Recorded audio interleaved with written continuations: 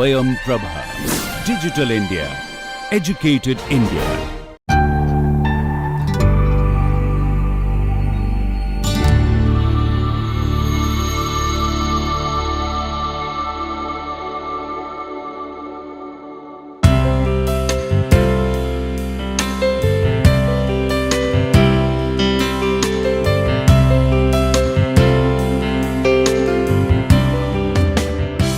Welcome to the course Environmental Impact Assessment. So in our last lecture, we covered global timeline from 1970 to 1999 with respect to sustainable development. We looked into particularly the environmental concerns. We looked into the initiatives that were taken at the international level and what all was really happening across the globe. So in this session, we will cover second part of the timeline from 2000 to 2021 to complete the overall global timeline from 1970 till 2021. So our coverage would be we'll be looking at the global environmental timeline from 2000 to 2021. From the environmental perspective, and the learning outcomes is that you should be able to connect the initiatives and you see historically how different perspectives are coming in, what different initiatives are coming in, and how does our EIA currently all the enabling environment, the policies and the acts align to meet those goals at different level, from the local level to the global level, and address to all those problems. So we see that in 2001, EC directives were on place on strategic environmental assessment, SEA, of certain plans and programs which was to be implemented by the member states by 2004. So this directive was already there in place by 2001. Then we see in the same year, we see that there was a breakthrough in Bonn, where following the Kyoto Protocol, but the breakthrough was because of the green technology by Germany, and however all the negotiations slightly happened without US. So it was not really not aligning with their country's economic best interest. So US withdrew from this particular Bonn convention here, and the Germany had the breakthrough on the green technology. However, they came to an understanding that the need to account for the carbon sink, the natural reservoirs, which were much more efficient in terms of function of carbon sink and more efficient in terms of their absorption compared to what they release. So that was also realized, and then also considered that those the account should be taken of those calculations, estimations should be made. So in October, countries agreed on the rules for meeting targets set by the Kyoto Protocol, and then it was channelized to enforce it. So further in 2001, we also see Doha Ministerial Declaration. And in this, the countries were encouraged to share their experiences and expertise with the members and members who are wishing to perform environmental reviews at the national level. So there was exchange of knowledge. So last time when we ended, we saw that the knowledge was also coming, the sharing of things were also coming. So now how the knowledge and experiences could be shared. So this came up in Doha Ministerial Declaration. So in 2002, we see that there was World Summit on Sustainable Development in Johannesburg, and in 2002 it marked the 10 years anniversary of United Nations Conference on Environment and Development, And here the summit promoted the partnership as a non-negotiated approach to sustainability. So how all the nations could partner together. Further we see that there was global reporting initiative was formulated, and on which the guidelines were developed on how organizations should report on their economic, environmental and social dimensions of their business activities. So how that reporting has to be done, how that communication has to be undertaken here. So in 2003, we see that United Nations General Assembly endorsed the United Nations Decade of Education for Sustainable Development. So now you see that how we started focusing on the education component. So previously you had seen that how we were creating encouragement for awareness for people. Awareness about sustainability. So now we see that now we went on the education aspect by 2003, sharing of knowledge, creating partnership, and then education path. So in 2004, we see that there's Wangari Mutta Maathai, the founder of the Green Belt movement in Kenya. He was first environmentalist to be awarded a Nobel Prize. So that recognition for the environmental aspect was did happen here. So you see that the first time an environmentalist was awarded Nobel Prize, and it was awarded for her contribution to sustainable development, democracy, and peace. So we see that Kyoto Protocol entered into force in February 2005 after it was ratified by enough countries to account for at least 55% of the global emission. And we see that here in Kyoto Protocol, US was not included, and US was the is the world's leading carbon emitter. So European Union commits to reduce emissions by 8% in Kyoto Protocol below 1990 levels. Japan commits to 5%, and Russia committed to keeping levels steady with 1990 levels. Between 2008 and 2012, even the protocol is set to expire. Was set to expire. Countries are supposed to reduce emissions by their pledged amounts. In 2005, we see Millennium Ecosystem Assessment, MEA, was released.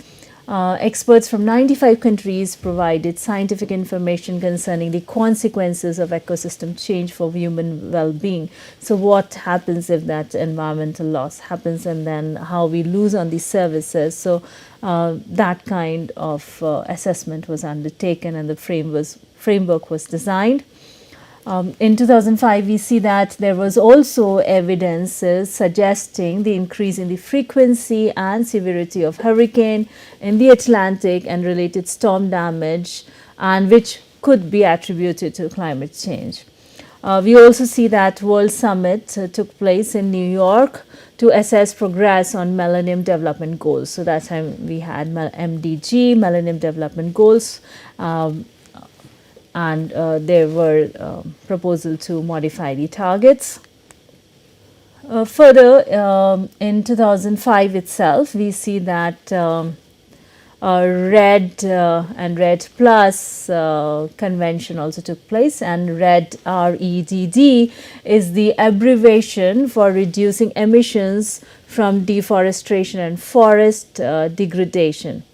So that is how it is abbreviated, followed by RED Plus, with the plus referring to the role of conservation, sustainable management of forest, and enhancement of forest carbon stocks in developing countries. So how RED and RED Plus was addressing to reduction part as well as the conservation, sustainability management aspect here. So this happened in 2005, and the whole purpose was for reducing emissions from deforestations and forest degradation in the developing countries. So we see that it was negotiated under the UNFCCC since 2005, and UN RED was launched in 2008. India did not participate in it, and here in RED Plus, it defined the Bali Action Plan, and then also the COP13 was also held here. In 2017, we see that IPCC, Intergovernmental Panel on Climate Change, published its fourth assessment report on climate change. The report showed that the climate change policies are best addressed by integrating them within the broader framework of sustainable development strategies. So that all has to be integrated well. So the IPCC report indicated that. And in the same year, we also see that negotiations began for Kyoto 2.0. So before COP13 in Bali, Indonesia, the UN Governmental Panel on Climate Change, the IPCC, report articulated with its strongest language. So it was emphasizing that global warming is most likely caused by human activity. So it was happening, but it was this report emphasized that it was happening because of our activity. So during the conference, discussions which took place had the stronger implications on the Kyoto Protocol. But they came to a standstill after the US objected to the widely backed proposal that calls for all industrial nations to cut down greenhouse gas emissions by specific targets. So US didn't agree to that. So the key argument, US officials argued that developing countries must also make commitments. So US wanted the developing countries also to have their commitment in place. So they had to leave this. US had to withdraw from here. We see in 2008, a global food price increase happened, like it was 43% in 1 year. And there was also growing energy demand in People's Republic of China, India, and elsewhere, which also increased the energy prices. And then the financial institutions were failing, and then there was failure of the mortgage lending in United States as well. And there were problems in the market. Then also there was recession, what we see in 2008. So that started happening here, and then at the same time we see the notion of green economy also coming into the mainstream, and then the low carbon economy and green growth became new objectives. So how we were aligning ourselves with the low carbon economy and green growth. And then at the same time, we also see the World Glacier Monitoring Services also indicated that there is acceleration in the glacier melting. So we have already seen in our environmental status report. So it was here again we see that the research findings were coming, and the melting rate was doubling with the rate compared to the precedent decade. So the melting was accelerating here. We also find that a group of 20 finance ministers and central bank governance, G20, promised to phase out fossil fuel subsidies. Experts' estimates was that annual subsidies could amount to 500 billion, equal to 1% of the world's gross domestic product. So what kind of financial commitments were being made? So we see that happening in 2009. And then in 2009, we also see that 15th session of conference of the COP, 15th session of COP, to United Nations Framework Convention on Climate Change, which was convened in Copenhagen. The domestic targets and actions of large emissions such as of United States and China took the center stage, so that they became the focus. And at the same time in 2009, we see that Philippines experienced the worst tropical typhoon depression on record, and then there was flood. Water levels reached the like 20 feet in rural areas. We also see in 2009 that US joins the statement at UN.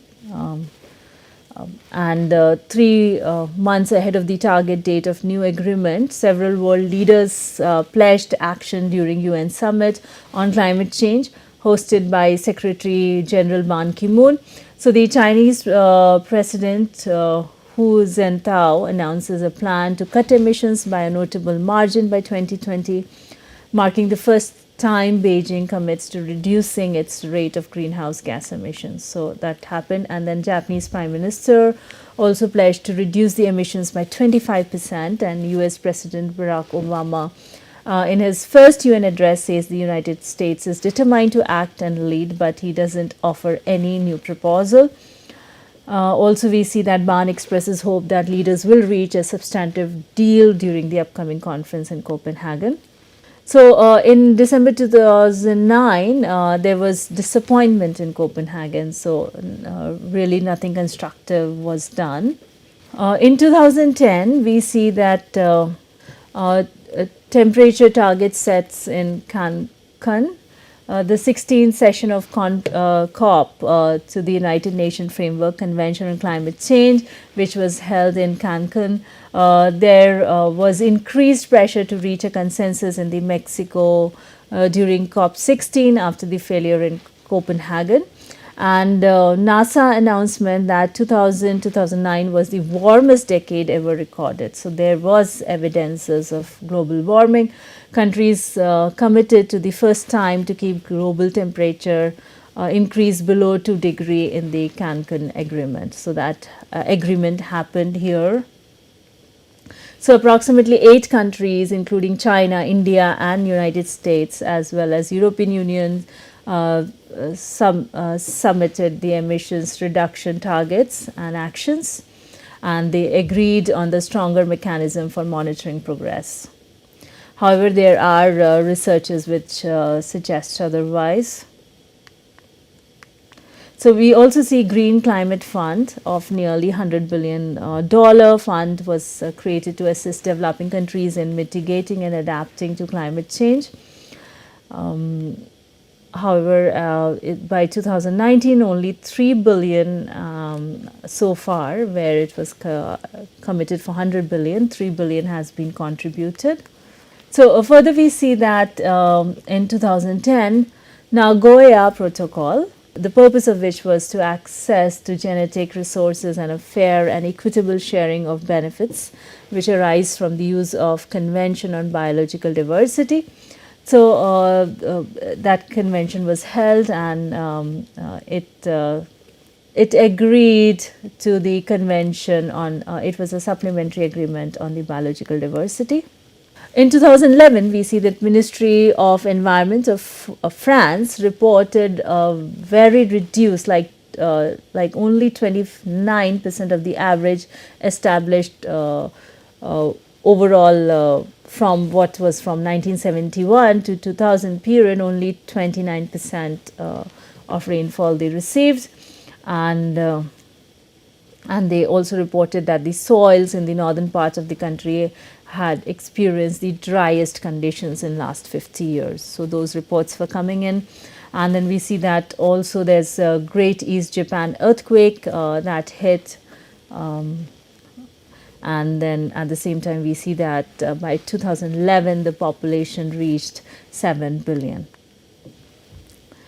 So in 2011, we see that there was conference in Durban, South Africa, in which the new accord applied to all countries, and we see that 3 biggest polluters, China, India, and the United States, rejected the accord proposed by the European Union.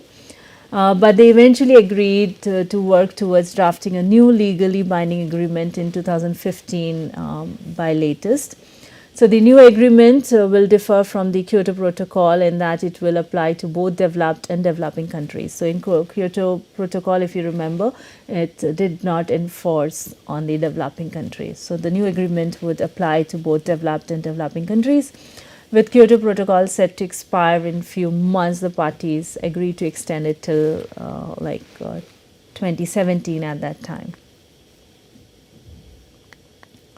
So we see that in 2012, United Nations Conference on Sustainable Development gathered in Rio de Janeiro to mark the 20th anniversary of the 1992 United Nations Conference on Environment and Development in Rio de Janeiro, and the 10th anniversary of the 2002 World Summit on Sustainable Development in Johannesburg. It focused on two themes, green economy in the context of sustainable development and poverty eradication, and the institutional framework for sustainable development. So we see that there was COP18 in Doha. Negotiators met in Doha and then they extended Kyoto Protocol until 2020. So, but the remaining participants account for just 15% of the global greenhouse gas emissions. So, by this time, Canada has withdrawn from the treaty, and Japan and Russia say that they will not accept new commitments. The United States never signed on, and then the environmental groups criticize countries for not reaching an effective agreement as Typhoon Bopha slams the Philippines, which they say exemplifies a rise in, which was an example of how the climate change was happening. So one of the conference successes in Doha amendments, under which developed countries agreed to assist the developing countries mitigate and adapt to the effects of climate change. So what was happening, so the developed countries agreed upon that, and then agreement also sets delegates on the path towards a new treaty. So we further see that in 2013, during the first week of COP19 in Poland, we see that the grouping of developing countries known as the Group of 77, G77, and China propose a new funding mechanism to help vulnerable countries deal with the loss and damage caused by the climate change. So developed countries oppose the mechanism, so that G77 lead negotiators walk out of the conference. So that happened there, and talks eventually resume, and government agreed to make to a mechanism that falls short of what developing countries wanted. So there was no agreement between the developed countries and developing countries. Countries also agree on how to implement and initiate to end deforestation, known as REDD+, but the conference is described by the analysis as the least consequential COP in several years. So there was not any significant output. So we further see in 2015 Paris Agreement, COP21. So the purpose was to address the climate change. The Paris Agreement was legally binding international treaty on climate change, and 196 countries agreed to what experts call the most significant global climate agreement in history. So Paris Agreement happened, and then this was unlike the past accords. It requires nearly all the countries, both developed and developing, to set emissions reduction goals. So all had to come together. However, countries can choose their own targets, and there are no enforcement mechanism to ensure they meet them. So currently there's no enforcement mechanism. So under the agreement, countries are supposed to submit targets known as nationally determined contribution, NDC. So how they would take care of that, and the mission of the Paris Agreement, which entered into force in 2016, to keep global temperature rise below 2 degrees centigrade and pursue efforts to keep it below 1.5 degree. So in 2016, we see Sustainable Development Goals. The Sustainable Development Goals, SDGs, set a universal agenda intended to stimulate social, economic, and environmental action. So many scholars considers environmental protection and sustainable development as the substantive objective of EIA, which currently is to be achieved through the SDGs with 17 integrated goals. So we have 169 targets and 232 indicators. And achieving the SDGs require integrated action on social, environmental, and economic challenges. So all that needs to be worked together. Further, in the same year, we see the Kigali Amendments, with the purpose of which is to reduce the ozone layer depletion. So it amends the 1987 Montreal Protocol, and it aims to reduce the hydrofluorocarbon by roughly 80 to 85% by late 2045. So in 2018, we see that just ahead of COP24 in Katowice, Poland, the new IPCC report came up, which warned about the very devastating consequences, like consequences about stronger storms and dangerous heat waves. So if the average global temperature rises by 1.5 degrees centigrade above the pre-industrial level, and projects, the report projected that it could reach that level by 2030 itself. So despite the report, countries do not agree to strong targets. So they are not agreeing to the stronger targets. So they do, however, largely settle on rules for implementing the Paris Accord, and covering questions including how countries should report their emissions, how they would implement it, and how they would report it. They did not agree on rules for carbon trading, but they pushed the discussion to 2019. So we see later in 2018, we see COP24, of which the core objective of the countries was to agree on the guidelines that govern the Paris Agreement and to create a set of rules to help countries implement their national contribution and meet their targets. So within this, we see that 15 countries signed the Solidarity and Just Transition Celestia Declaration. We see Polish presidency declared a forest for climate policy, highlighting the importance of roles of forest in solving climate problems. So that was done here. In 2019, we see UN Secretary General Antonio Guterres organized UN Climate Action Summit for world leaders in New York. So countries were mandated by the Paris Agreement to submit revised national determined contribution NDCs by the following year.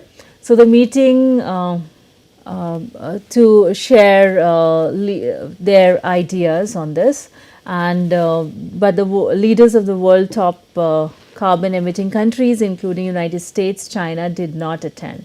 So that didn't happen. At the summit, Guterres asked countries to submit plans to cut greenhouse gas emissions by 45% by 2030 and reach carbon neutrality by 2050. So we see in 2019, we see COP25. The prime objective of COP 2019 was to finalize the rule book for Paris Agreement. So the Katowice rule book that was outcome of COP24 could not bring resolution to all the issues resulted to global climate change action. So the COP met at 25th meeting at UNFCCC to bring a finalized copy of rule book of Paris Agreement. So in 2019 December, we see COP25 marked the lack of progress of major climate issues, despite like year of warning from the scientists and all the reports coming in, but there was no progress in that.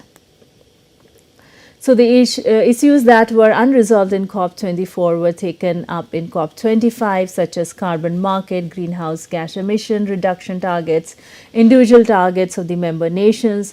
The discussions and tasks on issues yet again remain unresolved and had to be pushed to COP26. So in April 2020, we see that United Nations postponed COP26, originally scheduled for November 2020 until 2021 because of the pandemic. And then countries were expected to strengthen their emissions reductions goals set under the Paris Agreement at the conference in Glasgow. So in July 2021, we see that more than 100 countries are altogether accounting for nearly 60% of Paris Agreement signatories met the deadline to submit updated NDCs ahead of COP26 in November. So we see that the purpose of this COP26 was to bring together the world's leaders to act together to limit temperature rises and commit to more ambitious targets, and then reducing the greenhouse gas emission by 2030 and discuss measures to adapt the inevitable impact of climate change. So more than 100 countries altogether accounted for nearly 60% of Paris Agreement signatories met the deadline to submit updated NDCs ahead of COP26 in November 2021. So some of the top emitters propose more ambitious targets. So President Joe Biden announces that United States will aim to cut its emission roughly half of its 2005 level by 2030, doubling President Obama's commitment. And then we see that China and India are responsible for roughly 1/3 of the global greenhouse gas emission in 2019, missed the deadline. And then we also see the IPCC report 2021. It further predicts that the world will reach or exceed 1.5 degrees Celsius of warming within the next 2 decades, even if nations drastically cuts emissions immediately. So that's what we see. And we see it in November 2021 that COP26 President Alok Sharma says commitments made during the conference keeps the Paris Agreement's goal of limiting warming to 1.5 degree alive, but it's very weak. There's some progress, but it's very weak.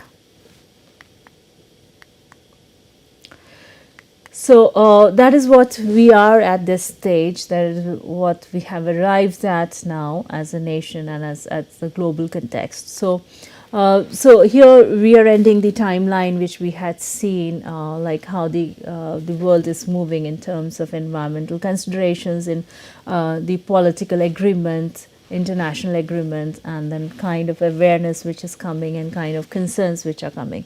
So summarizing, we saw the initiatives and events with the from the global environmental perspective from 2000 to 2021. From the previous lecture, we started from 1970 to 2021. So you may reflect and think how our EIA addresses to the larger goals and larger problems, how much it can really address to. So we'll be further looking into law and policy and institutional setup in our next lecture. So these were our references for this particular session, and these are the suggested watch and read. And please feel free to ask questions. Let us know about any concerns you have. Do share your opinions, experiences, and suggestions. Looking forward to interacting and co-learning with you while exploring AIA. Thank you.